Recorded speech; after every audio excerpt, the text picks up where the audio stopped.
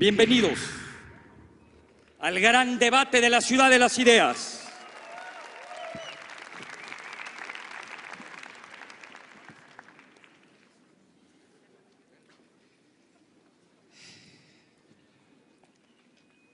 Este es el día. Today is the day.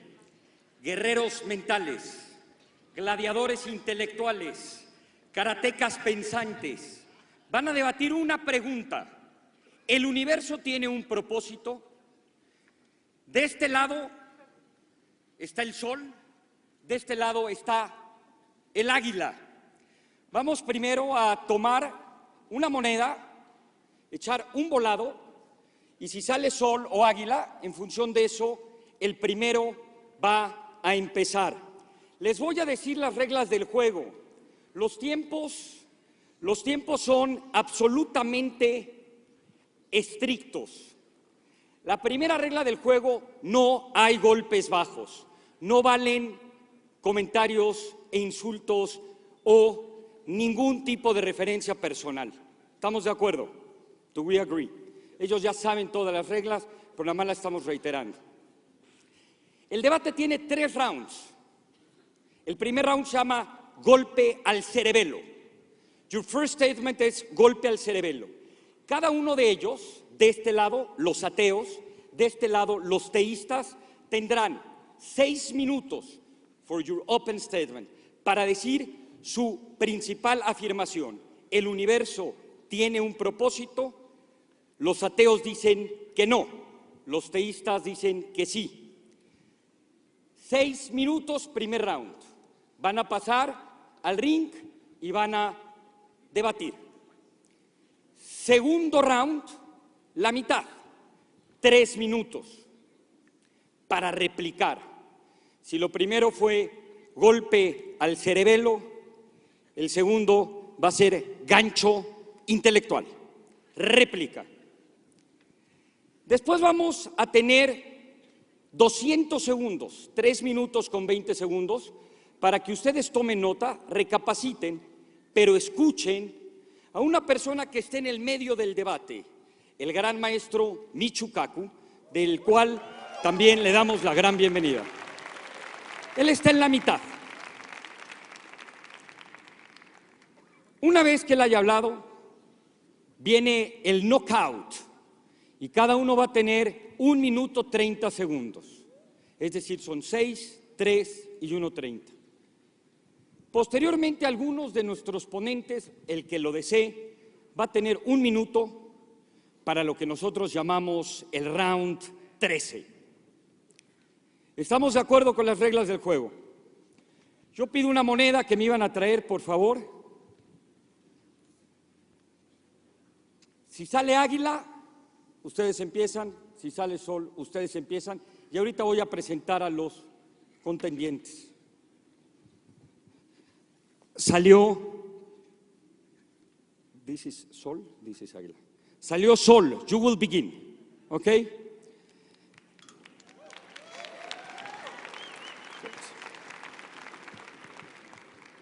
El primero que vaya a participar de ellos 3 es definición de ellos, el segundo y el tercero. Cada equipo tiene su estrategia. Cada uno sabe por qué puso en ese orden a su equipo. Les voy a platicar un poquito de cada uno de ellos, aunque ahorita pasaremos un pequeño corto. ¿Sí? William Lane Craig es profesor de filosofía. Could you please tell us which books have you written? Well, for example, I've written the book Theism, Atheism, and Big Bang Cosmology, published by Oxford University Press, and my signature book, Reasonable Faith. Reasonable Faith es un libro que ha movido al mundo. Welcome to the debate. Un aplauso para él.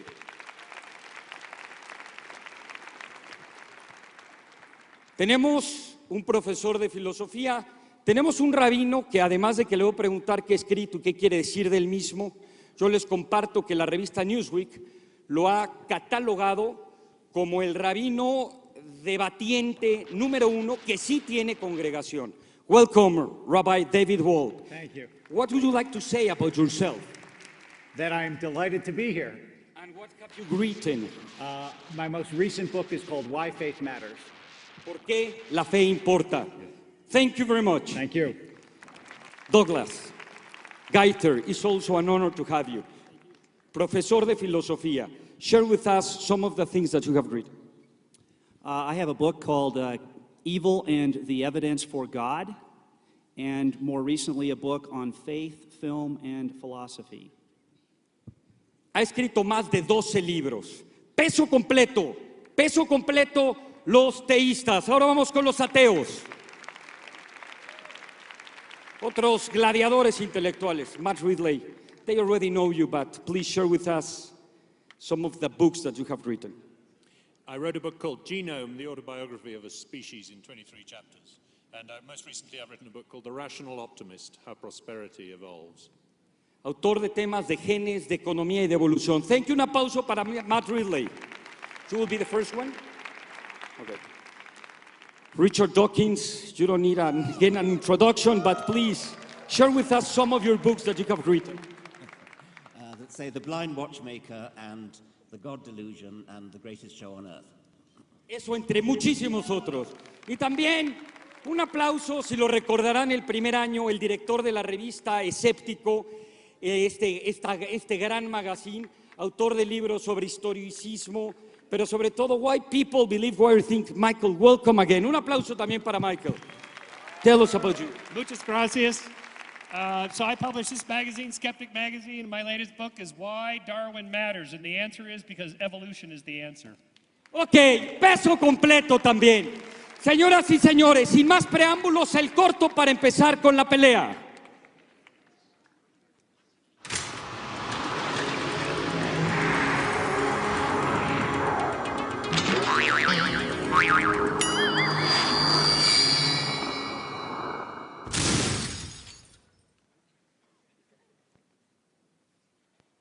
Play 6 minutes. 1 second.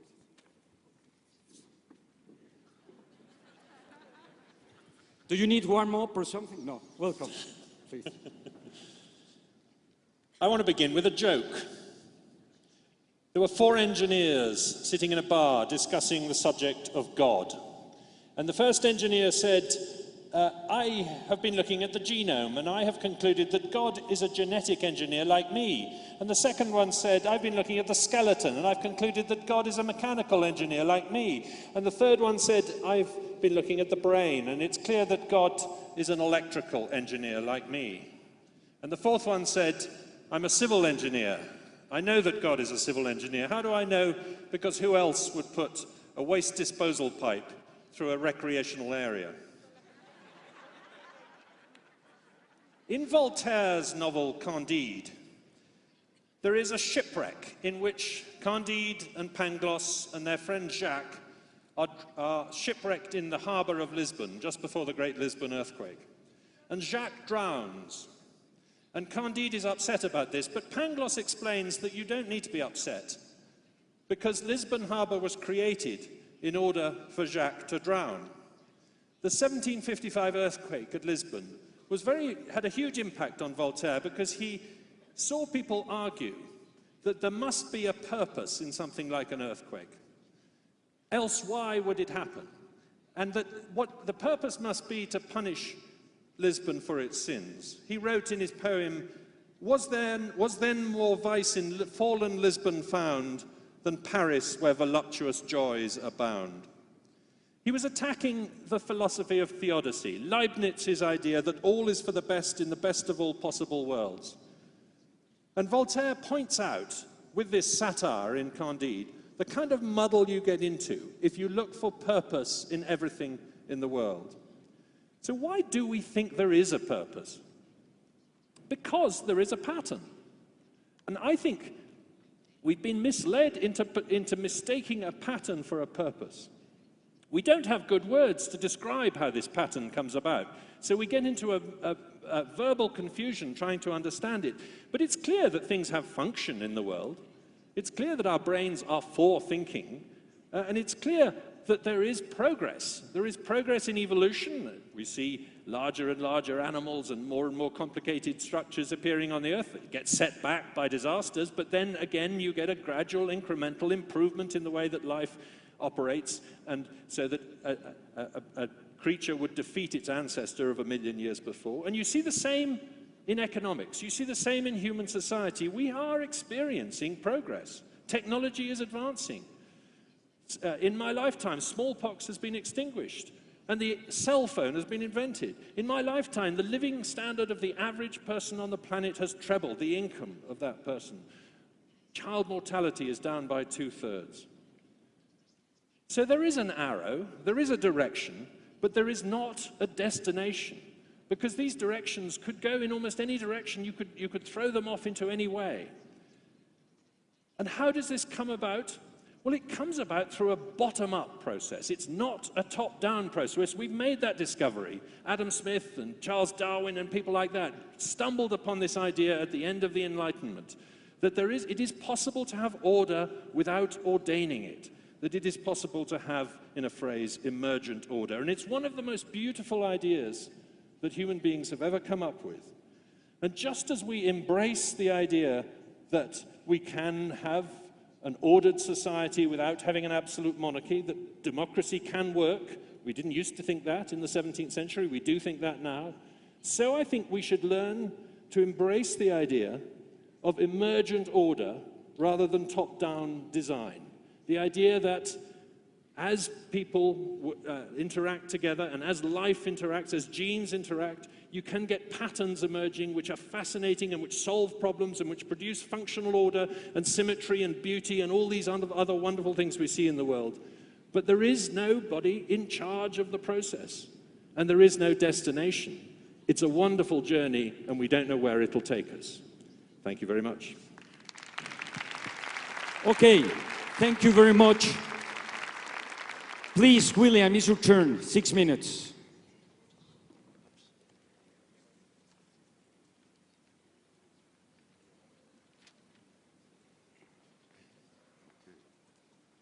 Thank you.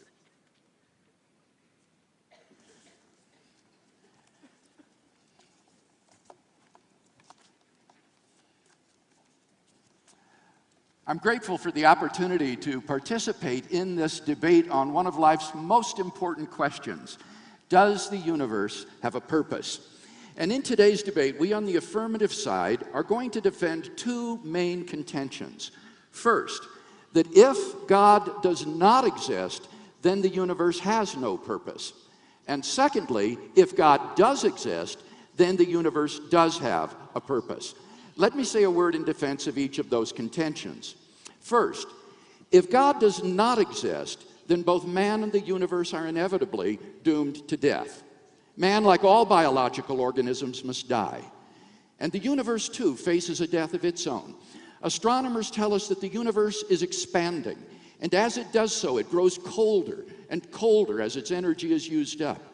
Eventually, all the stars will burn out, and all matter will collapse into dead stars and black holes. There will be no light, there will be no heat, there will be no life, just the corpses of dead stars and galaxies ever expanding into the endless darkness and the cold recesses of space, a universe in ruins.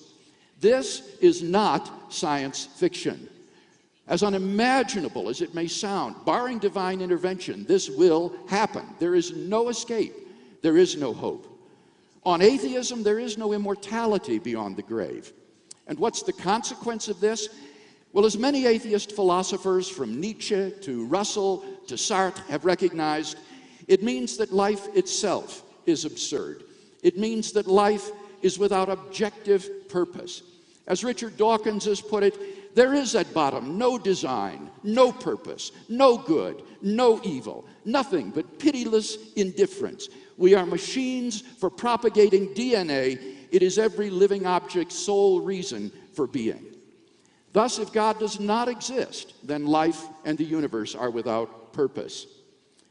But if atheism fails to provide a purpose for life and the universe, what about biblical theism? According to the biblical worldview, God does exist and man's life does not end at the grave. The purpose of life is to be found in a personal relationship with a holy and loving God. As the Westminster Catechism asks, what is the chief end of man? to glorify God and to enjoy Him forever. Biblical theism thus provides the two conditions necessary for an objectively purposeful life: God and immortality. And because of this, we can live consistently and purposefully within the framework of such a worldview. And thus, biblical theism succeeds precisely where atheism breaks down. Now, I'd be the first to say that none of this proves that God exists. But in today's debate, we've been asked to discuss not whether God exists, but whether the universe has a purpose. And the answer to that question is, it all depends. If God does not exist, then the universe has no purpose. If God does exist, then the universe has a purpose. On this question, there need be no dispute between the theist and the atheist. I think we can all agree with those two contentions as I've stated them. Now, if our colleagues on the other side want to go beyond this merely conditional statement and claim that the universe in fact has no purpose, then they must prove that the antecedent of that conditional is true. That is to say, they must show that God does not exist. So what arguments did Professor Ridley give to show that God does not exist? Well, I basically heard only one, namely the problem of evil. This is not the best of all possible worlds. Well, certainly all of us need to face the problem of evil, and any account of evil must begin with this question: what is evil? I maintain that evil is a departure from the way things ought to be. I can think of no more reasonable definition of evil that captures our shared intuitions. But if we agree that there is evil in the world, and that evil is a departure from the way things ought to be, then we must also agree that there is a way things ought to be. But if there is a way things ought to be, then there must be some transcendent design plan or purpose that determines how things ought to be. And so there must be some transcendent being, a creator in fact, whose will is the basis for how things ought to be. And hence evil is actually evidence that God does exist. If atheists are right and God does not exist, then there is no design plan, hence no way things ought to be, hence no departure from the way things ought to be, and hence no evil. But does anyone here really want to claim that evil does not exist?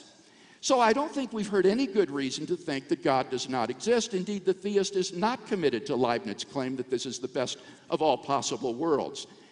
Now, time doesn't permit me to develop in my opening statement a case for theism. Let me simply list the arguments which I have defended in my published work. Number one, God is the best explanation for why anything exists rather than nothing. 2, God is the best explanation for the beginning of the universe. 3, God is the best explanation for the fine-tuning of the initial conditions of the universe for intelligent life. 4, God is the best explanation for the existence of objective moral values and duties in the world, including evil. And 5, the very possibility of God's existence entails that God exists. If you're interested in a detailed discussion of these arguments, Time is out, I'm sorry. see my book, Reasonable Time is Faith. over. Thank you very much. Michael Shermer.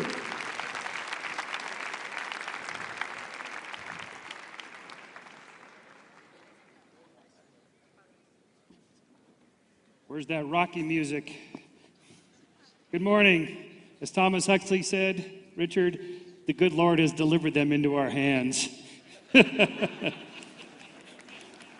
I am the publisher of this magazine, Skeptic Magazine. By chance, and that's all it is, our latest issue is on the pseudoscience and nonsense of the whole happiness purpose movement. That is, once you believe that the universe somehow has a design purpose for us and us alone, that I can have anything I want, all I have to do is wish it, pray for it, ask for it, and it will appear. The Mercedes in my driveway, the healing of my aunt's cancer, or miracles to appear upon my wish. That's just pure nonsense. There is not a shred of evidence that any of this is actually true. It's wishful thinking. And that's the problem of thinking that the universe has some design just for us. However, I'm a scientist. I'm willing to look at new data, some evidence. So here's an example, guys. If you could have God grow some new limbs of amputees of soldiers in the Iraq War, Christian soldiers with Christian families praying for them to be healed, I would seriously consider that and changing my mind. So far, this has not happened, not even once. Apparently, God can't even do what amphibians can do in growing new limbs. If there's a purpose, surely we would see at least one sign like this, and yet we have zero. Okay, so then what is our purpose? We come from stardust. All of the elements of which we are made out of were cooked inside stars, coalesced into new solar systems like ours, and here we are, complex organisms. For 3.5 billion years, life has evolved from one generation to the next, not one broken chain in this long link. Darwin said, instead of finding this to be depressing, as our opponents think this is a grim worldview, in fact, it's an ennobling worldview. Darwin said, when I view all beings not as special creations, but as the lineal descendants of some few beings which lived long ago, they seem to me to become ennobled. It's ennobling to think how fortunate we are to be part of that 3.5 billion year long chain. We are an integral link in that. What could be more uplifting than that? But there goes more than that. We have big brains. We do many different things to contribute to this lineal descent of getting our genes into the next generation. And in fact, there's a science that studies this. That is what makes people happy, fulfilled, and feeling like they have purpose. There are 4 things you can do. 1, deep love, family commitment to another person. Even a person of the same gender, by the way. And that's okay. Thank you. I don't know if this is an issue in Mexico, but it's a big issue in the United States. To think that you would condemn somebody for their nature and deny them the opportunity for deep love and marriage just because they're different from you. How unchristian is that? And yet that is the position they take.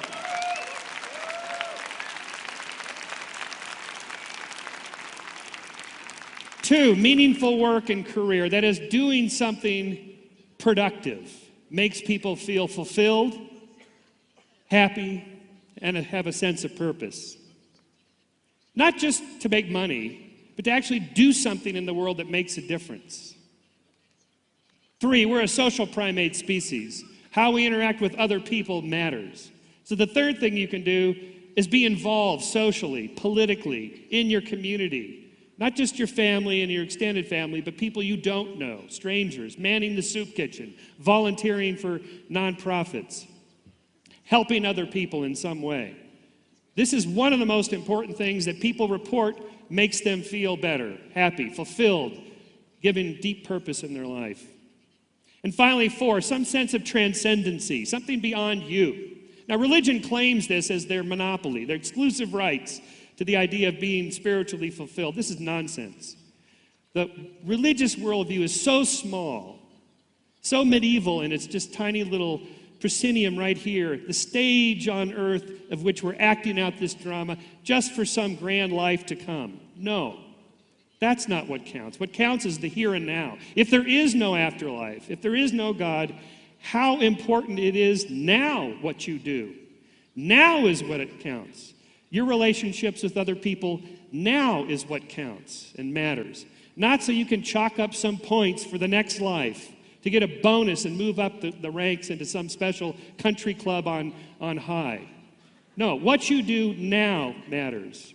And I will finish mine with a quote from Helen Keller. Most of you probably know Helen Keller, who was blind, deaf, and dumb, 1930s, who found deep significance, wrote, "I know no study that will take you nearer the way to happiness than the study of nature. And I include in the study of nature not only things and their forces, but mankind and their ways. And the molding of the affections and the will into an earnest desire, not only to be happy, but to create happiness. And it all comes down to this. The simplest way to be happy is to do good. Do good."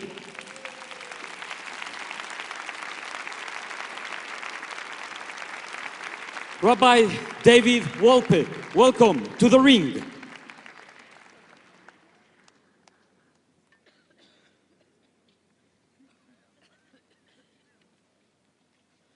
I think that it is wonderful and intriguing that we have such tremendous, brilliant energy, all devoted to explaining why we have no purpose.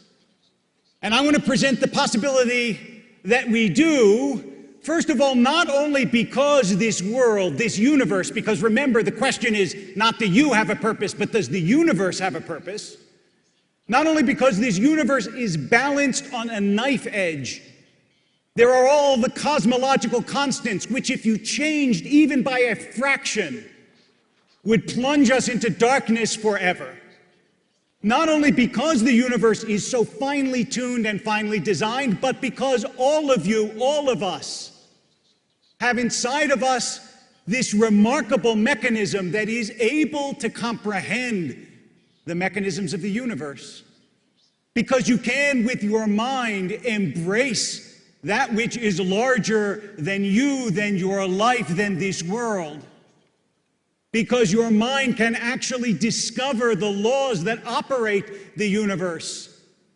Steven Weinberg, the physicist who would be sitting on this side of the table or of the boxing ring were he here, said, the more we comprehend the universe, the more meaningless it seems. But of course, that's almost a contradiction. Because you can't comprehend it if it's meaningless. Nonsense can't be comprehended. Only meaning and order and purpose can be understood. And the very endeavor of science is about the idea that the world is about something. If it's not about anything, then how could we study it? How could we understand it? And that leads, of course, to the third point. In addition to the fact that the world is fine-tuned, that we can understand it, it is that the world operates according to laws.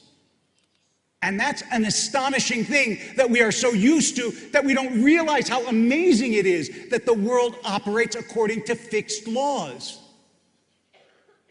That alone should awaken our wonder. And wonder is a critical part of what we have to understand about this debate. Yesterday, we heard an erudite, entertaining, and combative talk from Professor Dawkins that proved that religion does not work according to the canons of science. And Michael Shermer got up and said, where is the evidence? If you would regrow a limb, I would believe it, as though, again, religion is supposed to operate like science. But I want to remind you that science is not the only mode of knowing. It's not the only paradigm for understanding. In fact, everybody here, in that which matters most to you in your life, relies on something other than science. Why do you get up in the morning? Is life worth living? Whom do you choose to love? And why do you believe love matters? Those are not scientific questions, and yet you live your life by those questions. We shouldn't think that if you can't put it in a test tube, or you can't see it in a microscope, or you can't spot it in a telescope, then it doesn't matter and it doesn't exist. We live our lives by intangibles, by poetry, by love, by dreams, by aspiration, and these things are not susceptible to repeat experiments, to disproof. When we talk about whether the universe has a purpose, you can't locate that simply by doing astrophysical experiments. That's not how you find whether the universe has a purpose. Now, you might say the universe has a purpose the way the kitchen has a meal. That is, it contains all the ingredients you need. But we're not asking if the universe has purposes. We agree to that. We're asking whether the universe has a purpose. And as my colleague said, in order to believe that, you have to believe that the universe has a purposer, somebody who generates that purpose. And we may not know what the purpose is, and we may never understand it. But remember, experiments are not the only ways of understanding. And here, I want to take the motto of this conference, and I want to extend it a little bit and suggest to you that you consider it carefully. The motto of the conference is, don't believe everything you think. And I think that makes sense, because sometimes, just sometimes, about the central questions of life, you should believe what you believe. Thank you.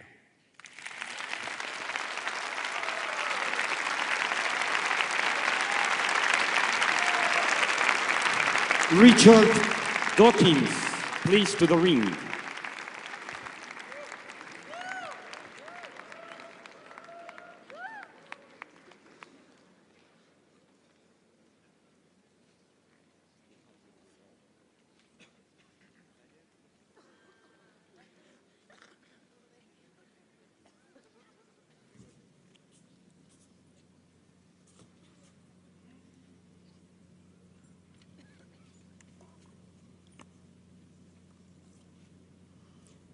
My colleague Peter Atkins, whose works I recommend to you, I think that it's high time that a scientist won the Nobel Prize for Literature, and Peter Atkins would be my nominee for that.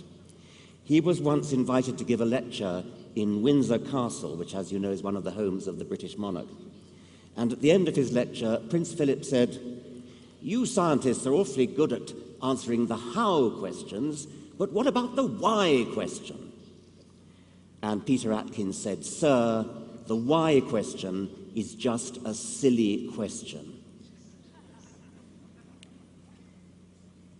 We humans are obsessed with purpose. It seems perfectly natural when we're presented with an object to say, what's it for? It starts in childhood. The psychologist Deborah Kellerman has investigated this very interestingly with children, offering them a question like, why do you think these rocks are pointy? Is it because of some geological explanation, geological cause, or is it so that animals could scratch on them when they get itchy? And below a certain age, I think it's about 6, most children answer with the teleological answer with the purpose question. Yes, they're pointy so that animals can scratch on them when they get itchy. Children then mostly grow out of that purposive way of looking at the world, but not apparently everybody.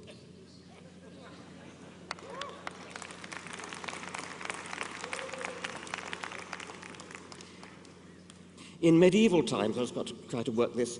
Who's good with iPads? I'm trying to get... Oh, here we are. Okay.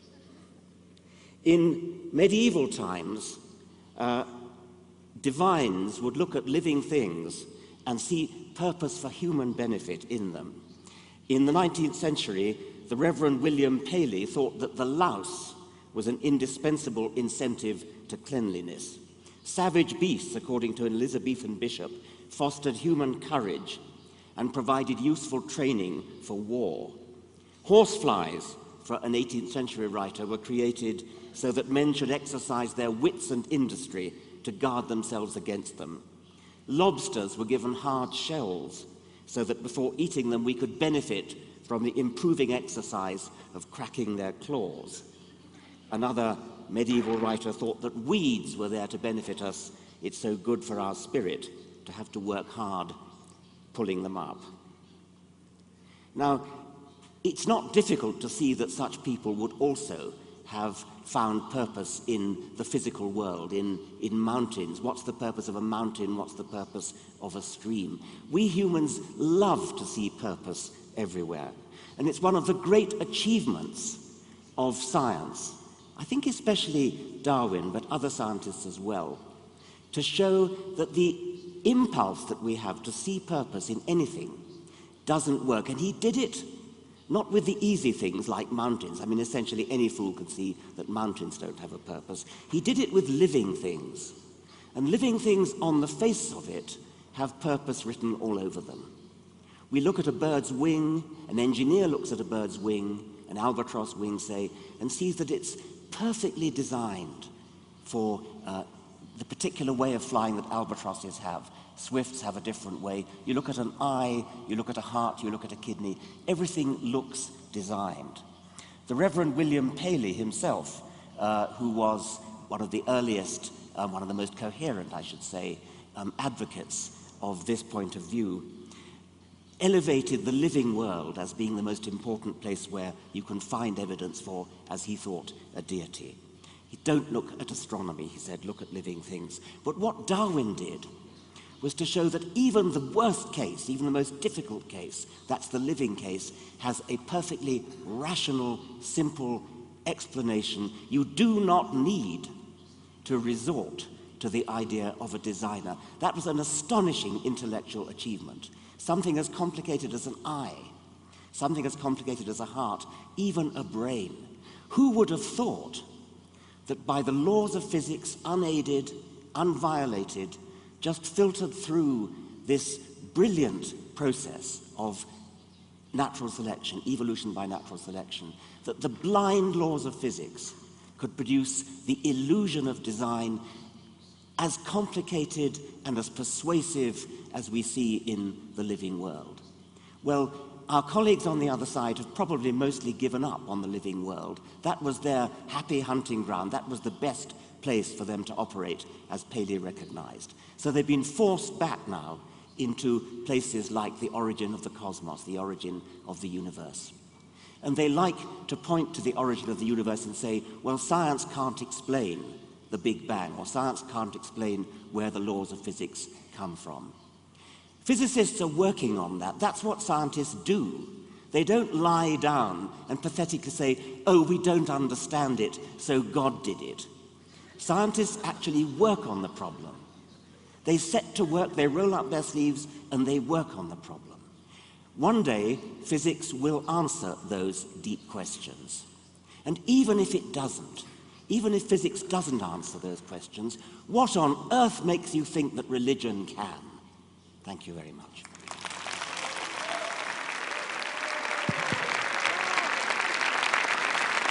Douglas Guywick, please, to the ring.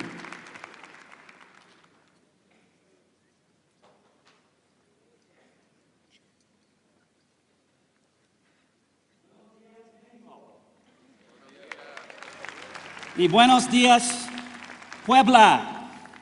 Me da mucho gusto estar aquí con ustedes, platicando en poquito español y participando en este debate. Prefiero hablar en español, pero es mejor para todos nosotros si hablo inglés. Buenos, empiezo en inglés.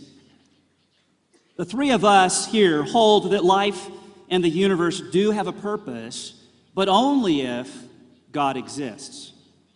Recall the two contentions that William Lane Craig mentioned in his presentation. Number one, if God does not exist, then the universe has no purpose. And two, if God does exist, then the universe does have a purpose. He spoke of this God as the God of biblical monotheism for a reason, and that is that this God is a God who does more than exist. The God of biblical theism purposefully created the universe. This God also created human persons in the divine image. And so God has endowed human beings with certain properties and capacities, including rationality, demonstrated here today, consciousness, felt by each one of you, capacities for interpersonal relationship, moral responsibility, and freedom of self-determination. You are free to choose whether to be here today or not. And God continues to be personally interested in the lives of all individuals, whether or not they believe in God. But God has made special provision for loving relationship with those who endeavor to please God by doing God's will. Cheerful obedience to the loving will of God fulfills the highest ideal of living a purposeful, meaningful, deeply fulfilling life. Now, our colleagues here may agree with our two main contentions. If they agree, though, with these two claims, then presumably they believe that the universe has no purpose. And so it seems from the things that they've said in their opening statements. And this because they believe that God does not exist. But let's suppose that they disagree with our first contention and that they hold that life and the universe do have a purpose, even if God does not exist. Like us, they need to say, something about what this purpose is. And Michael Shermer attempted to say that, but of course, many of the practical suggestions that he gave about how to live our lives for purposeful aims are things that theists and atheists can agree to. I would like to know what is distinctive about the atheistic point of view. If the universe exists by accident, then there is no intention behind the origin of the universe. Apparent design in the universe is a bizarre figment. And it would be a bizarre figment for it to be so apparently designed and yet not really designed, as Richard Dawkins thinks. The universe is not moving toward any goal, and neither is human behavior or human history. Stuff happens, and that's about it. There is no real ideal pattern for human behavior in the good life, nothing ultimate and transcendent that gives us a lodestar for how we should pursue things that matter. Personal meaning is really whatever you can make of it artificially, if you can do anything about it at all. Now, if any of those on this side believes that life in the universe has a purpose, that purpose, I believe, rests entirely on an arbitrary existential choice at best.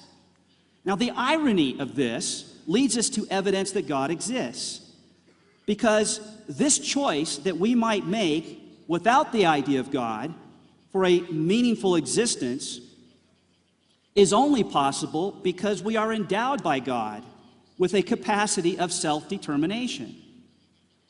They can't explain why we experience freedom and are capable of planning and developing projects and following our aspirations without reference to a personal God who has endowed us with that freedom. So any arbitrary existential choice about the purpose of life, if it really is a choice, depends ultimately on the existence of a freedom-bestowing God.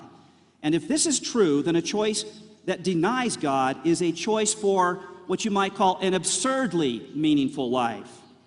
The meaning of any life that rejects God and God's loving will is a form of rebellion against ultimate purpose.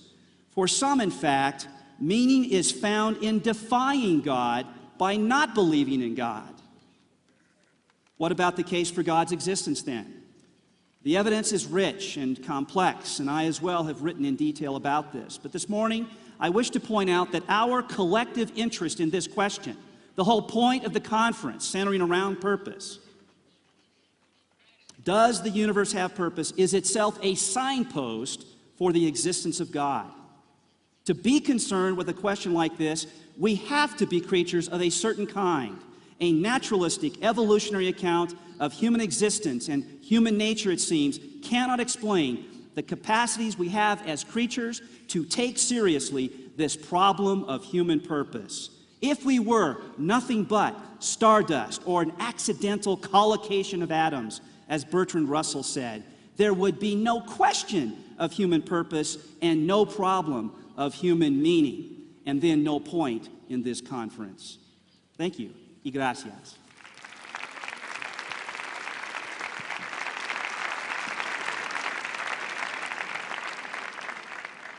Vamos a pasar al segundo round. Antes pediría, por interés de mucha gente, si prenden tantito la luz, antes de empezar el debate, levante la mano los que creen que el universo tiene un propósito. Perfecto. Los que creen que no tiene un propósito. Está muy debatido. Los que están en el medio, como Michio Kaku, es decir, que están poco embarazados. Bueno, vamos al segundo round. If you want to change the order of the persons that will go to the ring, it's your decision for both sides. Si quieren cambiar el orden de las presentaciones por razones estratégicas, tienen, por supuesto, su derecho.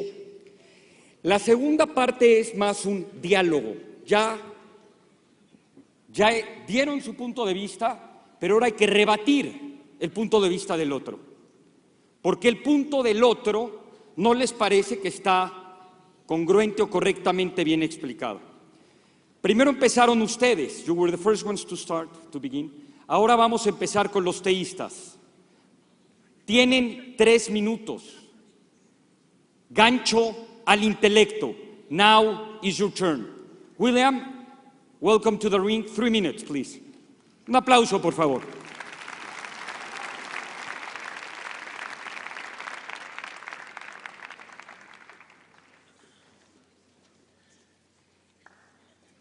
As I look at my notes for the debate this afternoon, I think there's wide agreement among us on the two contentions that we said we would defend.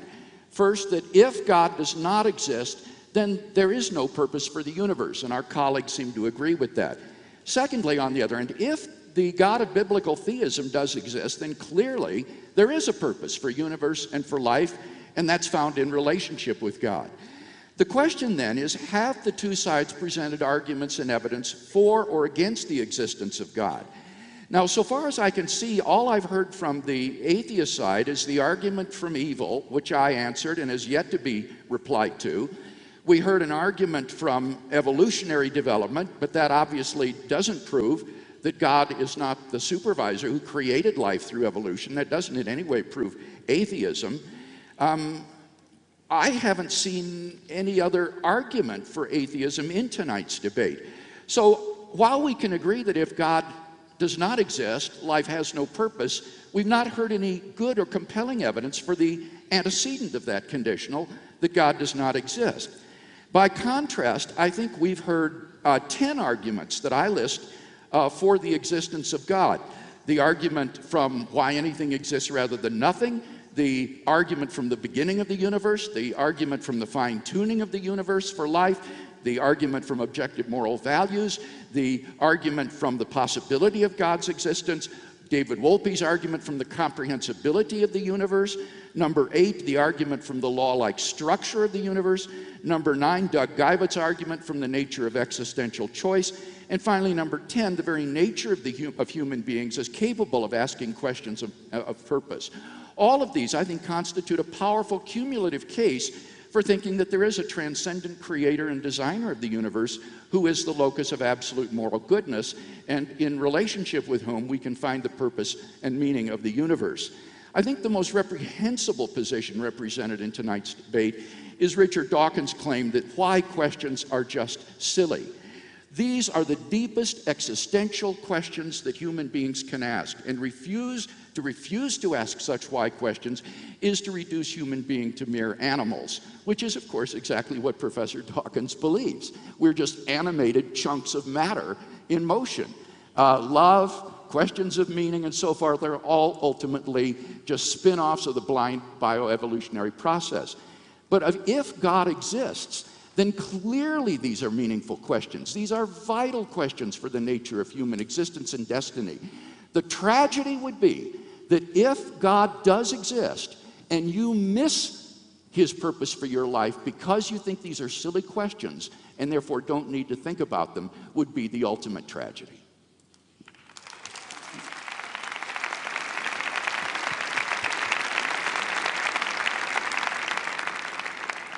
Matt?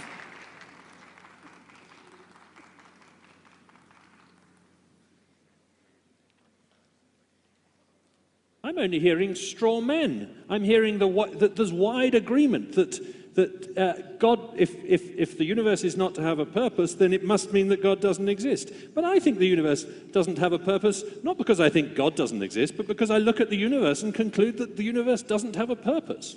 It's nothing to do with whether God exists or not.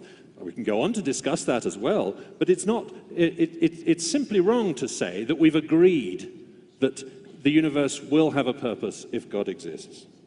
And I've also heard it said that it's not possible to live a fulfilling life without a freedom-bestowing God. Well, I think that's a terrible mistake.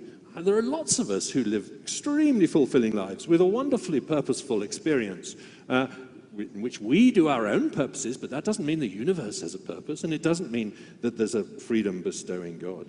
I've heard it's a bizarre figment, that things seem to have a purpose, that there is function and order in the world.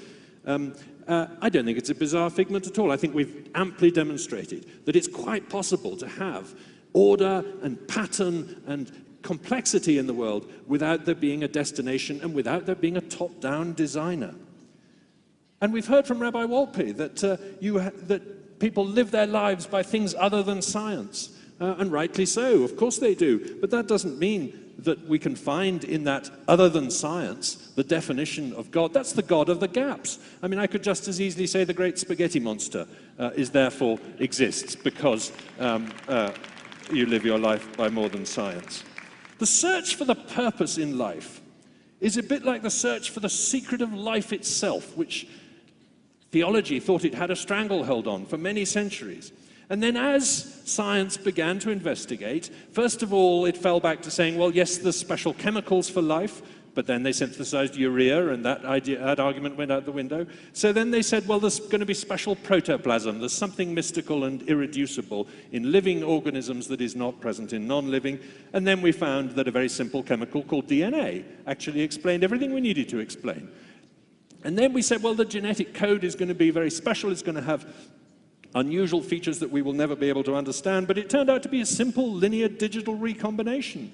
And then we found that the genetic code was a frozen accident. And then we looked for special human genes, and we didn't find them. We found we've got the same 21,000 genes as a mouse. We just use them in a different pattern and a different order. So I think the search for a purpose in life is like the search for the secret of life. It's simply retreating. They're retreating step after step to try and find it in physics, to try and find it in the Big Bang, to try and find it in the initial conditions of the universe. Anywhere where at the moment we can't understand something. But to say that the purpose of life is not to understand something doesn't seem to me to be a very satisfying answer. David, please.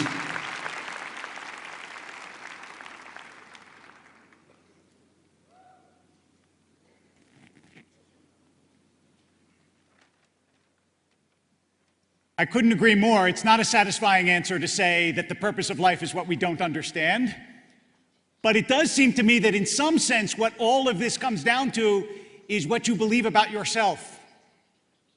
If you think you are an accident of ancient chemistry and you believe that you are entirely composed of matter and there is nothing intangible about you and there is nothing spiritual about you, nothing ineffable about you, nothing that isn't ultimately material, then you must believe that the universe as a whole has no purpose, because we know that the universe is composed of things that are purposeful and seem to be purposeless, all of that. But what about you? Does the universe speak to you on some level? And here, as much as you might think that someone can answer this reductively, that someone can say, well, look, it's all about your DNA, and it's all about the way in which the stardust eventually, by a long process that we call evolution, whether it's in physics as an evolution or in biology, resulted in you, if that's your explanation for what you are, then yeah, the universe did not certainly intend to create you. It didn't intend anything, and it has no purpose.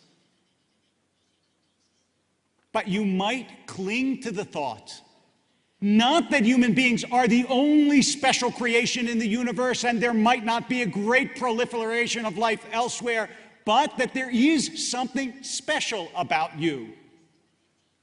That when you look in the eyes of somebody you love, you see more than something that is just a collocation of atoms that is here for a brief crack of light between two darknesses.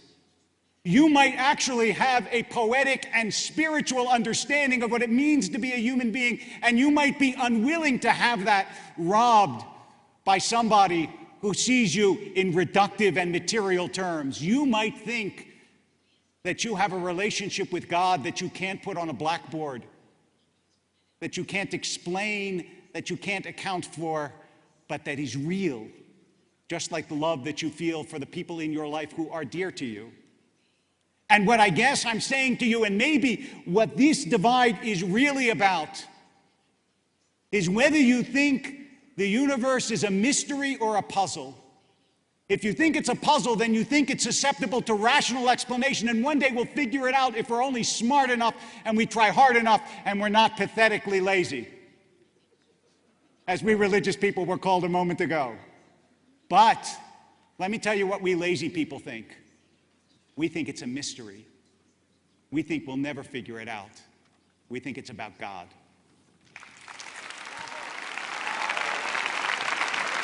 Michael Shermer.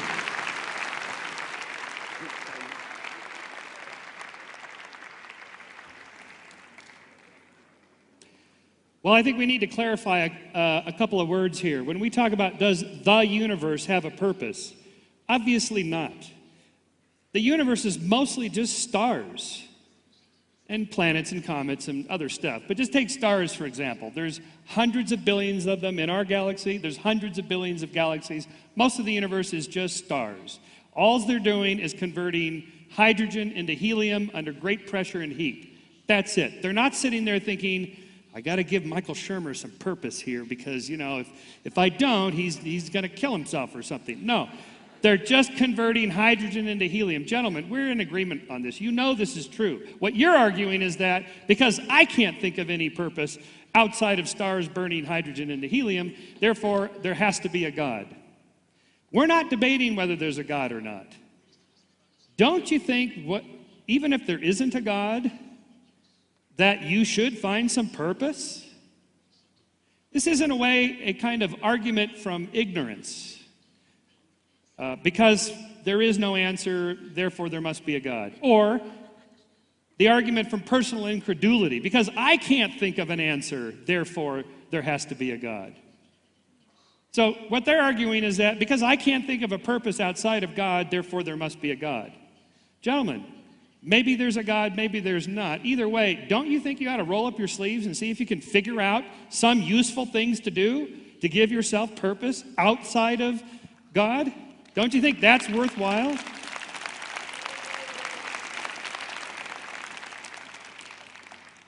I used to be on this side. I went to Pepperdine University. It's a Church of Christ school. I was a born-again evangelical Christian for 7 years. I believed that argument until I gave it a little thought. And thought, wait a minute, shouldn't I be doing these nice things for other people? Shouldn't I be finding love and commitment to somebody, a meaningful career, helping my social community and being involved in politics, trying to transcend myself and do something outside of myself? Shouldn't I be doing those things anyway? So here's my challenge for you, gentlemen. Let's just do a thought experiment here for just a moment. Just pretend there is no God. Did you just lose your purpose in life? Don't you think you should be doing these good things anyway? If there turns out there is no God, gentlemen, really, would you stop doing the things you're doing? Would you stop being loving to your spouses? Would you quit being nice to other people? Would you rape, pillage, and steal? No, I don't think so. I think you're doing this anyway, even if there is no God. So just try it on. Just try it on for just an hour here. Try on the atheist cap. Just see how it feels. Nothing will change. You'll still have meaning and purpose in life. Thank you.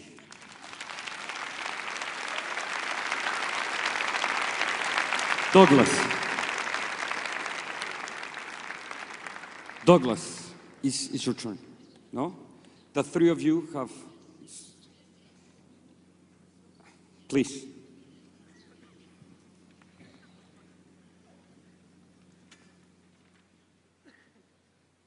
Excuse me for that. Matt Ridley, who spoke earliest, spoke of pattern versus purpose and suggested that what we have demonstrated is pattern, but what we can't observe is purpose. There's function as a function of pattern, but still no purpose towards which these things are moving. And then he spoke of progress. We are experiencing progress. Progress in our scientific understanding of the world and in our use of this understanding in developing technology that helps us make our way in the world. But what is this idea of progress if it's not a concept of value? Something that is ultimately of some good value. What makes this a point of progress unless it's just simply change? Movement from one state to another. It has to be progress only on the condition that the movement is towards something better. And the idea of better imports the notion of value. But it seems to me that his conception of pattern without purpose leaves no room for value. He says we do not agree that life has purpose if there is a God, but he didn't give us an argument that life does not have purpose even if God exists. So I'm not sure why he would assert that without any support if that's what he believes. He says that it's been amply demonstrated that it's possible for all of the patterns that we see in the world to be produced from the bottom up. Well, that's a lot different than saying that we know that it's true. I'm not sure we know that it's possible. He hasn't demonstrated that. He's just saying we do know that it's possible. And I'm saying we don't know that it's possible, but even if we did know it's possible, that wouldn't tell us that's what we should believe, because something else might also be possible, namely a top-down explanation, which is actually a better explanation, and that's what we've been arguing. So it's not good enough to say this is possible. Now, Michael Shermer has said that it's obvious that the universe has no purpose, that all that stars do is convert hydrogen into helium. But let's put it this way, if stars weren't doing that sort of thing, you and I wouldn't exist. And so it does matter whether these things do exist, these stars, and have the properties they do, and whether the laws of nature are as they are. Turning to Richard Dawkins, I was really surprised to hear him speak of the horseflies and the lobsters, picking the really easy, cherry-picking the really easy cases of medieval belief as to why these things exist. And, it's good for a laugh, but I think people who believe that the universe has a purpose are bound to have the last laugh when responding to any naturalist who says, everything is merely apparent design. We're not talking about horseflies and lobsters. We're talking about the whole kit and caboodle, and he wants to say none of it is purposeful. Thank you.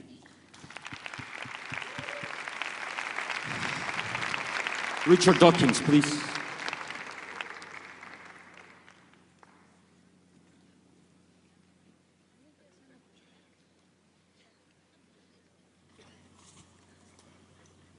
I think the whole case the other side is putting really comes down to an emotional case rather than a rational one.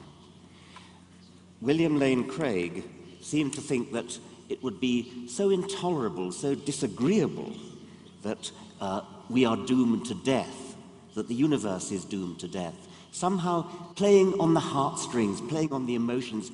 It's not nice to think that we're all going to die. It's not nice to think that the universe is going to die a heat death and that everything is going to come to an end. It's not nice to think that everything is meaningless. And therefore, somehow that must prove that there is purpose in the universe, that there is some sort of top-down supervising God. David Wolpe seemed to, I thought rather disagreeably, claim for the theist side a monopoly on such things as love and the things that, again, touch the heartstrings. Do the people on that side really think that atheists don't love? Do they really think that we don't get a fantastic swelling of the breast when we look up at the Milky Way, when we look down a microscope and see the amazing complexity of life? Do you think that we don't have emotions? Do you think we're somehow mechanical? The other side uses words like mere, accident, reductive, nothing but chemistry, nothing but blind forces. What our side is saying is that because of the amazing process of evolution by natural selection, we have brains that bring into the universe, maybe for the first time, that bring into the universe all these wonderful things like love and value and indeed purpose. We construct our own purposes. Do you seriously think that the people on our side don't have purposes? Do you think that we don't fall in love? Do you think that we don't, when we write our books, have a purpose in writing our books? Do you think that when we go through life, we lack all purpose simply because there is no top-down governor? We have purposes just the same as anybody else. But we have an explanation for why we have a brain that has a purpose. It's because of evolution by natural selection. Now, Mr. Craig was critical of me for refusing to answer the why question because I said, it's a silly question. The mere fact that you can ask a question in the English language doesn't make it a question that deserves an answer. I could say, what is the color of jealousy? It's not a sensible question. It's a silly question. And the same goes for the question of why is the universe the way it is. Wow, wow, wow, wow. Wow. How are you? It's good? So far, so good? Sorry. Ahora vamos con Michio Kaku. Michio Kaku. Wait a second, please. It's really an honor to see you again. Para quien no conozca a Michio Kaku, para mí, sin duda alguna, es el promotor científico más importante de la época contemporánea. Ha escrito N número de libros, ha salido en N número de programas, ha hablado de la imposibilidad de temas de la física, de lo que hablará posteriormente, pero sobre todo se está encargando de esta teoría de las cuerdas, la teoría M, esa gran búsqueda de una pequeña ecuación que Einstein intentó encontrar y que no pudo, y que yo creo que por lo menos el optimismo del maestro Michio Kaku tratará de lograrlo en esta etapa de su vida, que le deseamos muchísimos años y que lo logre. Michio Kaku considera que los dos lados tienen un punto de vista. Tiene usted, profesor Michio Kaku, 200 seconds to make your point. Welcome, please, to the ring. Un aplauso al profesor Michio Kaku.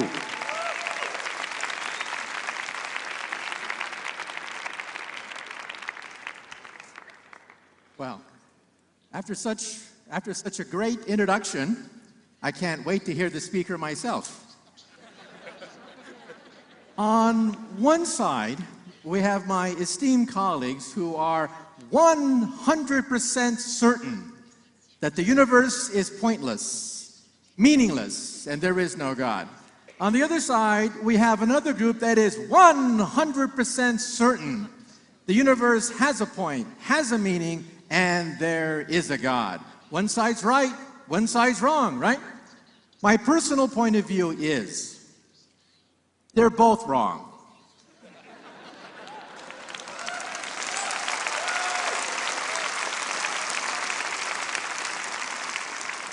What is science? Science is based on decidable statements. If I drop my cell phone, I know it's decidable that it will fall under gravity. Science is based on statements that you can test, reproducible, decidable, falsifiable. But the question of does God exist, does the universe have a point, is undecidable. It is not part of science. It's like trying to disprove a unicorn. Let's say you want to disprove the existence of unicorns. It's really hard to do because maybe some island, maybe in outer space, there are unicorns. How do you prove that unicorns do not exist? Very difficult. Now, I'm a physicist. My goal in life is to complete Einstein's dream of an equation, perhaps no more than 1 inch long, that will summarize all physical knowledge and allow us to, quote, read the mind of God. So what was his point of view toward God? Einstein said there really are 2 types of God, and that's the source of confusion. The first God is the personal God, the God of vengeance, the God that smites the Philistines, the God that answers your prayers, the God of Moses and Isaac and Jacob. Einstein said he couldn't believe in that God, but there's a second God, the God of Spinoza, Leibniz, the God of harmony, beauty, simplicity, elegance, that the universe could not have been an accident. So I see no evidence of God. However, that doesn't mean that there is no existence, there's no meaning. That doesn't mean there's not a purpose or a God out there. I just can't see it in the equations of physics. So in string theory, which is what I do for a living, we think we have a candidate for the theory of everything, the theory that eluded Einstein. And so we even now have a candidate for the mind of God. In string theory, because everything is based on vibrating strings, Time out. the candidate for the mind of God would be, oh, time's up. Michio Kaku. Just your The last word, candidate for the please. mind of God would be cosmic music Thank you. resonating through 11-dimensional hyperspace. Thank you very much. Thank you very much. Thank you very much, Michio Kaku. Vamos a tener la oportunidad de escuchar al maestro Michio Kaku por 21 minutos, bueno, 20.10 pronto. Vamos un pequeño corto para que los karatecas mentales procesen y sepan cuál va a ser su knockout, su último argumento.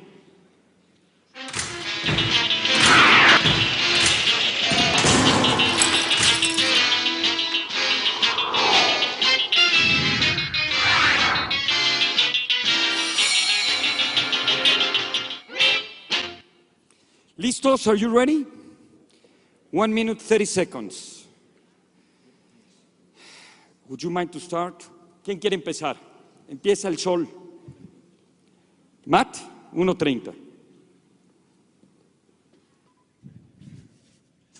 I agree with David Wolpe on something. I agree that there is mystery out there, that there is some things we will never explain. I believe, actually, that we're going to create more mystery the more we discover. Science is in the business of generating mystery. That's what it does. I simply don't agree with the final step of the argument, because there's mystery, so there's God. Or because there's mystery, so there's purpose. I simply don't see the logical connection in that. I think mystery, and I think Michio Kaku's right, there's mystery, there's things we're not going to know the answer to.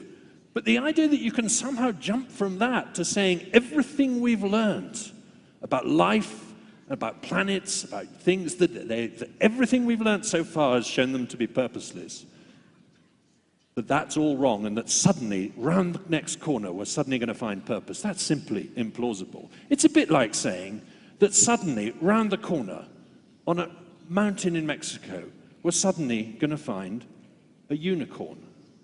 I don't think that's very likely. I think it's extremely improbable that we'll find a unicorn. We've got a wonderful explanation for unicorns now. Unicorn tusks did turn up in medieval Europe. They were the tooths of narwhal whales. That's what they were. We know the answer. So, of course there are mysteries. There are going to be more mysteries. We're creating mysteries all the time. But that doesn't prove a purpose.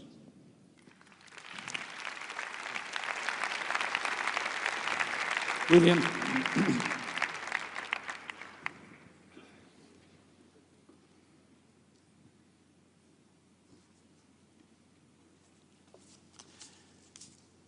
There has been a major shift in the last two speeches in this debate. Did you see what it was? We've argued tonight, first of all, that if God does not exist, then the universe has no purpose. Our atheist colleagues admit that. But now what they've been claiming is, but look, we can construct a purpose for our lives, in Richard Dawkins' words. Or in Michael Shermer's words, we can develop ways to make us feel better, feeling like we have a purpose. Now, you see, this just is to say that we can pretend that the universe exists for some purpose. And this is just make-believe. This is the subjective illusion of purpose. But there is, on this view, no objective purpose for the universe. And we, of course, would never deny that you can't develop subjective purposes for your life. The point is, on atheism, they're all illusory. And that's why I agree with Richard Dawkins when he said, at bottom, this is an emotional question rather than a rational one. I wish I had had the courage to say that. I'm convinced that people adopt atheism, at least tonight, primarily for emotional rather than rational purposes. The rational arguments tonight all have supported theism. But you cannot live as though your life were purposeless and meaningless. And therefore you adopt subjective illusions of purpose to make your life livable. And that's why I think atheism is not only irrational, it is profoundly unlivable. You cannot live consistently and purposefully within the context of an atheistic worldview. Thank you.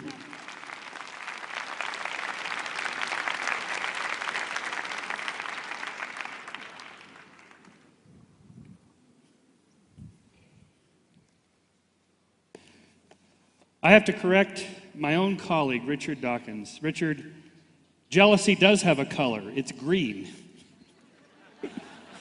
Shakespeare figured that out. And there's a reason for that, a good evolutionary reason.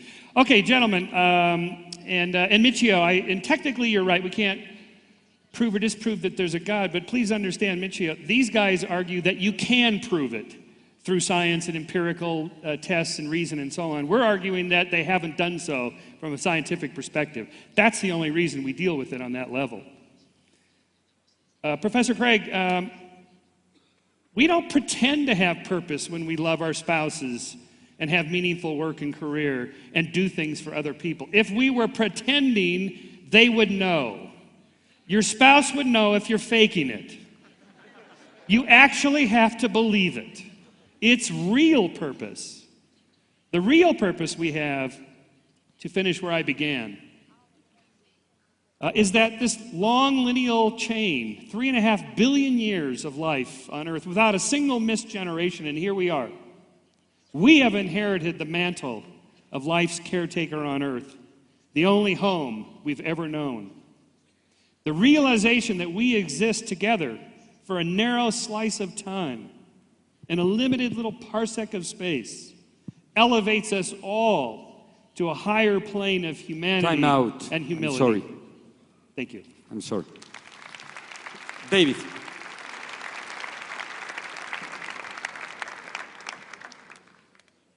Four things I did not say. One, I never said scientists don't have poetry and love and so on. I said they're not susceptible to the scientific method. That's very different.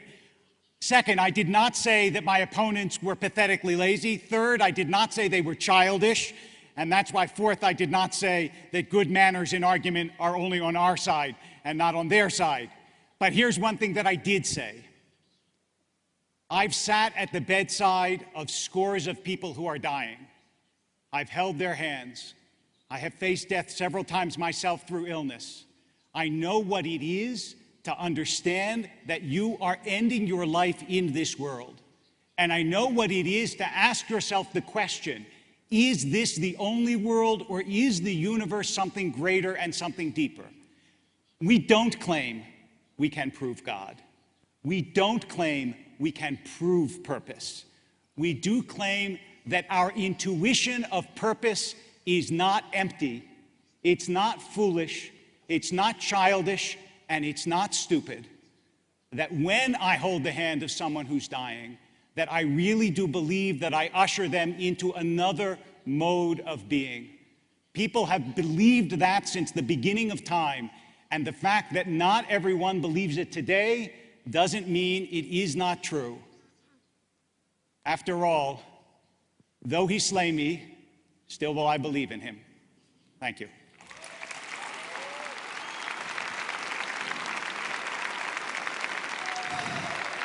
Professor Dawkins, thank you.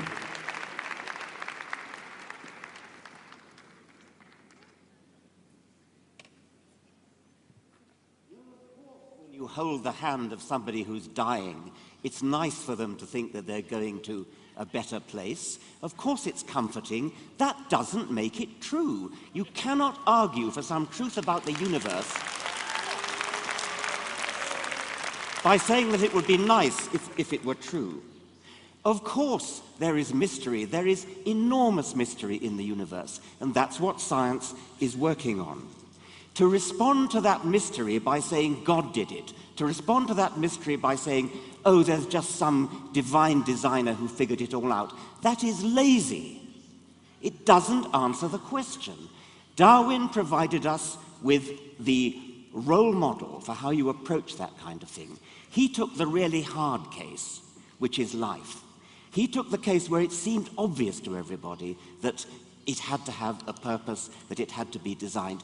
He showed for the hard case that it could be done. That's what science is working on. The mystery, when it is solved, will be solved by scientists who will use the Darwinian method. That's to say, they will explain in a bottom-up way how it is not just that life came about, and we know that, we understand that now, but also how it is that the universe came about. That is the challenge of science. That is what science is going to rise to. We shall not resort to lazy, second-rate explanations that just lie down under the problem and say, God did it. Time out. Wow.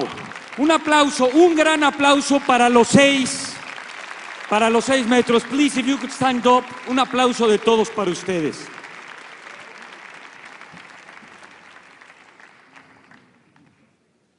Well, I have to say that I'm surprised by what Michio Kaku said at the very beginning in ascribing to our team 100% certainty in what we have argued. I don't think any of us claimed to have 100% certainty, and in fact, I would say that all of the arguments we presented for the existence of God were probability arguments. And they are arguments to the effect that the existence of God is so likely that it is the way we ought to bet with our lives if we should have purpose. That is not 100% certainty. But I did get the sense of 100% certainty that science is the only source of knowledge, according to this side over here. And Michio Kaku, maybe that's your view too, I don't know, because you did say that the God question is undecidable. How undecidable? Well, presumably because you can't prove that God exists or even show his probability if you have science only to go with. But of course, there are many things we know, including that God may well exist because of other evidence without depending exclusively on science. Richard Dawkins has accused us of making an emotional argument, but I believe that his presentation is especially emotional. He has not argued that God does not exist. Thank you. He has not shown that any of the arguments we presented here today are fallacious. Rather, he has simply dismissed the idea of God as pathetic. Time out, I'm sorry. That's emotional. Thank you. Thank you very much. Wow.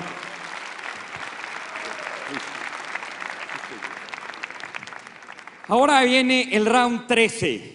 En el round 13, algunos de nuestros speakers, would you like to join us? If you want to say something, it's perfect.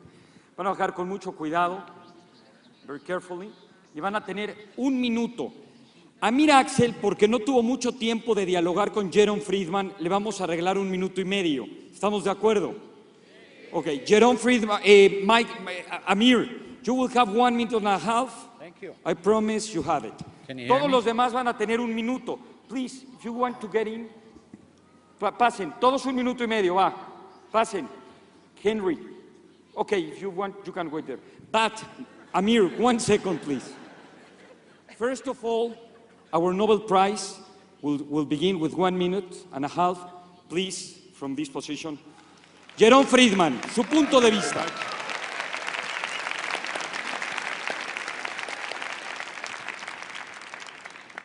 This has been a fascinating debate, and what it really is the contrast between knowledge attained by observation and knowledge obtained by revelation. And they're quite different. Knowledge obtained by observation is testable, and it's always being tested, and you can actually put numerical probabilities on it.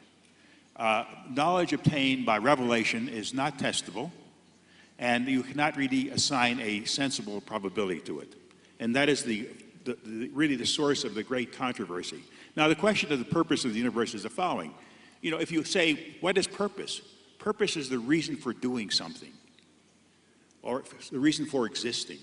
Now, this implies that the universe has to have a reasoning creator. Personally, I do not feel that I see enough evidence to support that point of view.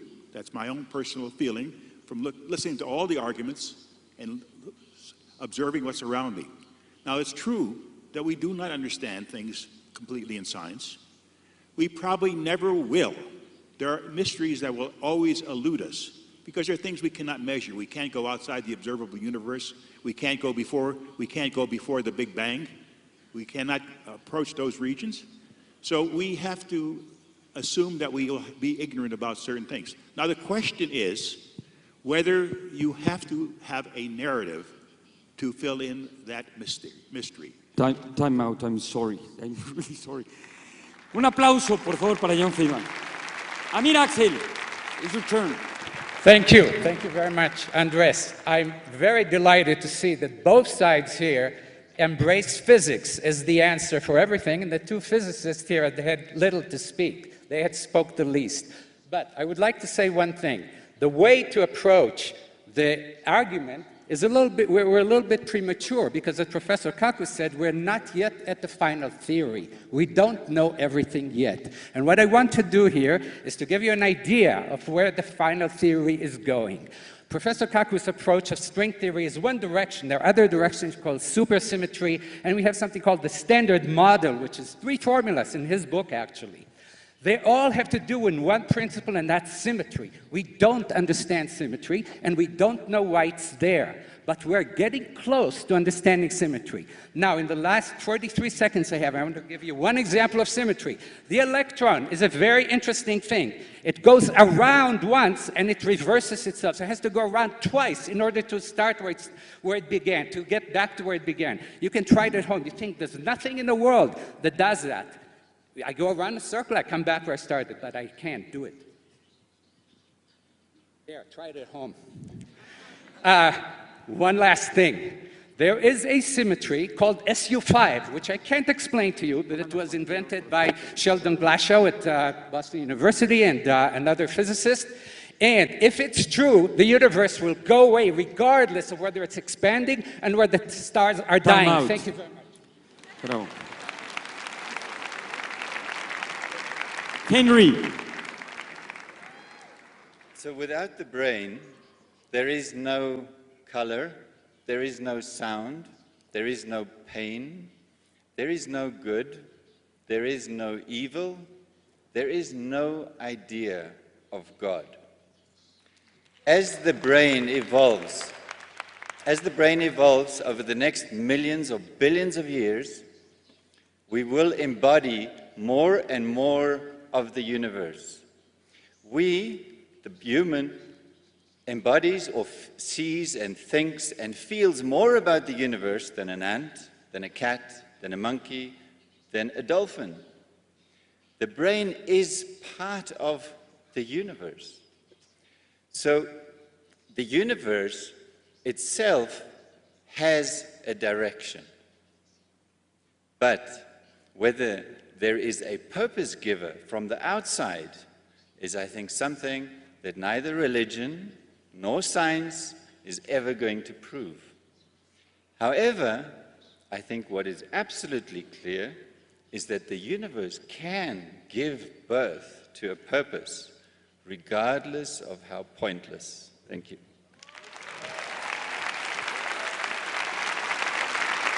Please. Professor Schacht.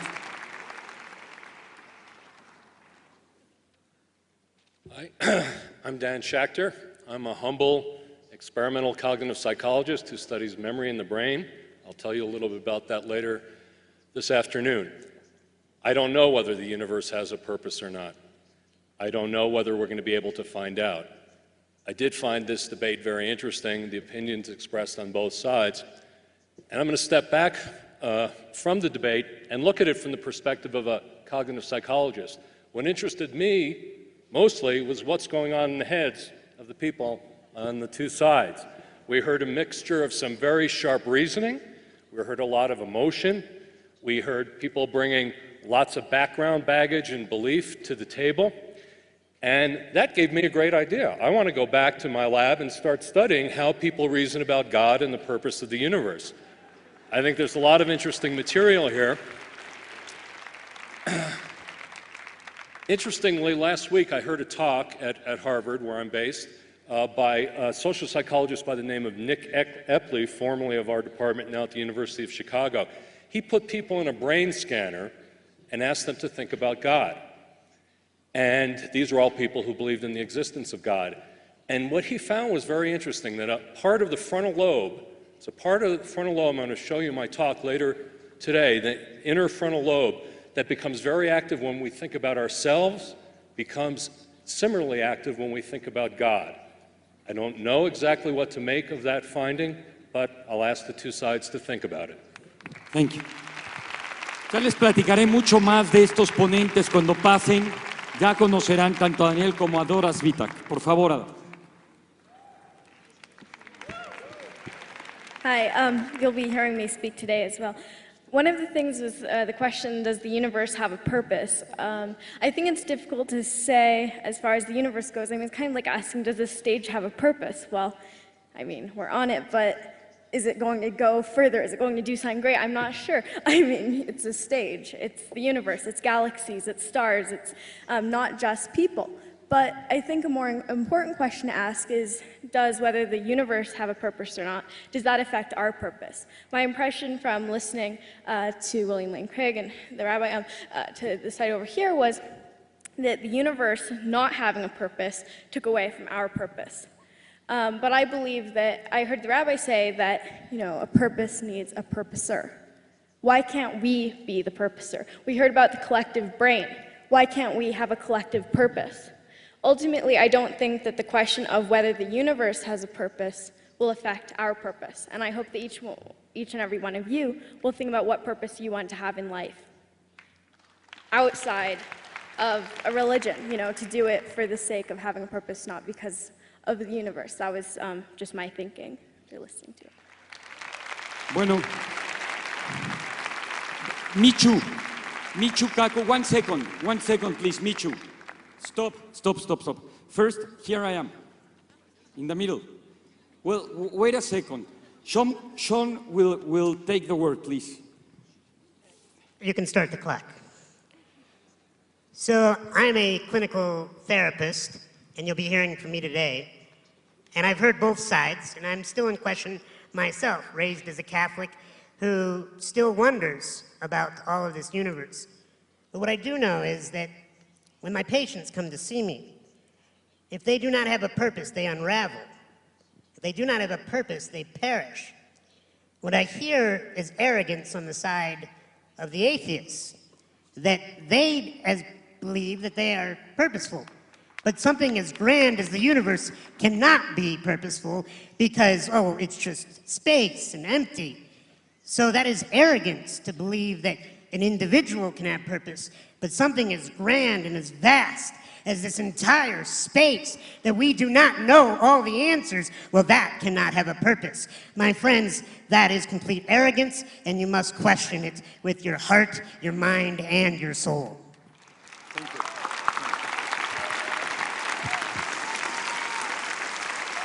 Okay, Michu Kaku, please.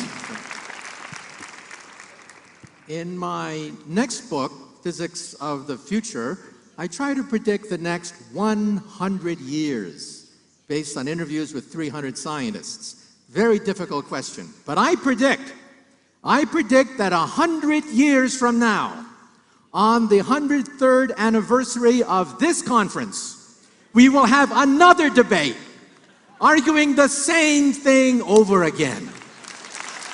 Because, for two reasons. First, it is undecidable.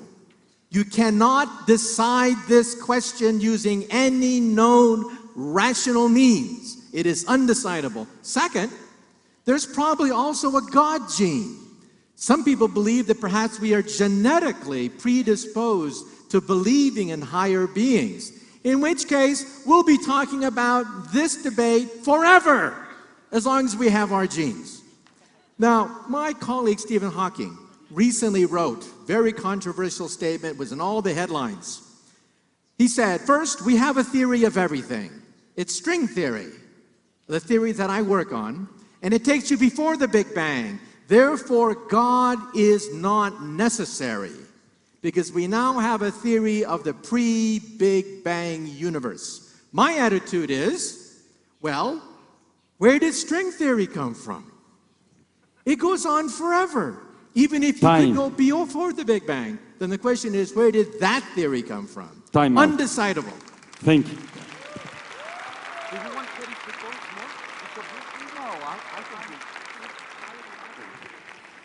Una pregunta, ¿les damos a cada uno de los speakers 30 segundos más? Porque se quedaron con ganas. They say, no, I'm sorry. No, I'm just kidding. No, everybody say yes. Señoras y señores, 30 segundos. eso es todo. Por favor, relojes, acomódense. Who want to begin? No. Each of you, but if you don't want to, you don't have to. Okay. Just to make what, a 1 minute? 30 seconds. There's the close remark. Okay. I'd like to say one thing, and then you. And Okay. Then All three. Up there? right here? Or here. Or here? Okay, okay. Van, I'll go first. Go ahead. then Go. if you want to, it's your Right. space. I've never been to a conference like this before. Most of the professional conferences at which I speak are philosophy conferences. So this is my initiation to this sort of IT subculture, information technology. And I would just urge you folks not to allow the IT community to become infected with the sort of self-defeating scientism and anti-religious bigotry that has characterized, for example, Richard Dawkins' talk yesterday. You need to realize that outside of this sphere, the most brilliant philosophers and many scientists in the world today are outspoken theists, and that this is a rational and defensible point of view. Thank you very much. 30 seconds, please. Last remark. Matt. I don't like hearing the word bigotry of our position. We've searched for purpose in the large structures of space. We've searched for it in the subatomic particles. We've searched for it in natural history. We've searched for it in bodies. We've searched for it in genes. We haven't found it. Yes, it might be round the corner, but it doesn't seem very likely now. We found pattern. We haven't found purpose. That's telling us something. It's a unicorn. Thank you. David. I'm not so certain. I want you to know I have tremendous respect for the three adversaries here. I've read many of their books, of all three of them, and I think they have a great deal to say that's very important. It's not as though I come here assuming I have all the answers. I doubt all the time. Rabbi Nachman of Bratslav, a great rabbi, said he was a moon man. His faith waxed and waned. And I feel sometimes the same way. But with all your doubts, at a certain point, you have to make a commitment with your life. And so I follow the words of Ralph Waldo Emerson, who said, I fail every day, but to victory I am born. Time. Thank you very much. Matt, Michael, or Richard, whoever you want. All right. Okay, so first of all, we're not saying that the universe has, that we have no purpose. We are the purpose givers. We are the humble ones in that sense. So, and it comes from the fact that this is what we do. We look for love, career, work, meaningful work, helping other people, and transcendence. That's where it comes from. We are the purpose makers. And I'll leave you with a purpose you can have. Always seek purpose with somebody else's purpose in mind, and never seek purpose in trying to take somebody else's purpose away. It's a very simple principle. Okay. Please, Douglas. Well, first of all, I simply want to thank our moderator and the entire conference organizers team for including a handful of theists in the program for this conference. I'm serious about that, and I hope that will continue. I think it's a very worthwhile discussion we've had. Let me finish, thank you, with a quote by C.S. Lewis, a great Christian thinker, who said, "If I find in myself a desire which nothing in this world can satisfy, then probably I was made for another world." Thank you. Time. Richard Dawkins, the last remark. Simplicity is that which is easy to understand. Complexity is that which is difficult. We as scientists are engaged on an enterprise to understand complexity, and that's the difficult problem. Purpose is one of the manifestations of complexity. Purpose comes from brains. Brains come late in the universe. Brains and purpose and all the other things like love are things that require explanation, and we are working on explaining them. That's not arrogant, that's hard work, that's diligence, that's going for Time it. out, I'm sorry. Gracias. Hay veces que nos gustaría seguir pensando sobre pensar. Por cierto, les recomiendo muchísimo una obra de teatro, ojalá llegue a México, se llama La última sesión de Freud, entre C.S. Lewis y Sigmund Freud. Es un debate parecido a estos en un consultorio. C.S. Lewis fue un ateo que se convirtió a cristiano, y Freud, como ustedes saben, siempre supuso y mantuvo de que la religión es una neurosis colectiva, y era ateo. Pero bueno, fuera de ese paréntesis, les quiero pedir de todo corazón, con el cerebro, con la emoción, en lo que crean, un fuertísimo aplauso para todos ellos. Michio Kaku, Michael Shermer, Richard Dawkins, Matt Ridley, please, William Lane Craig, David Walker, Douglas Crawford. Un aplauso para todos ellos. Sam, para todos ustedes. Esto lo podrán ver en YouTube, en la página de la Ciudad de las Ideas, en Proyecto 40, en Cinépolis. Un fuerte aplauso para todos ellos. Excuse me, if you can shake your hands in the ring, please. Jóvenes, señores, bajen esto. Come to the ring and shake the hands, please. Una foto del recuerdo del debate 2010 de la Ciudad de las Ideas. Se van a intercambiar libros y camisetas. No, las camisetas. Michio Kaku, please share it with us. A photograph, please, for the debate. Por favor, tomen sus lugares. Última pregunta antes de pasar al otro segmento. ¿Quién de ustedes estaba a favor de que había un propósito en el universo y después de este debate cambió de opinión? Por favor, levante la mano. 2 personas. ¿Qué pensabas? 3 personas. ¿Qué pensabas? ¿Estabas a favor o en contra, Valeria? Y ya antes pensabas que no. Cambiaste de opinión. A que no. Te convencieron los ateos. Well, ¿quién de aquí pensaba que no había un propósito y ahora piensa que sí hay un propósito? Tú. Ahora cambiaste de opinión. Muy bien. Pues, señoras y señores, todos los demás necesitamos terapia para abrir nuestro paracaídas. Un aplauso para ustedes. Regresamos, por favor. Tenemos un poquito de tiempo. Regresemos a las 12:30 para seguir con el programa. Muchas gracias.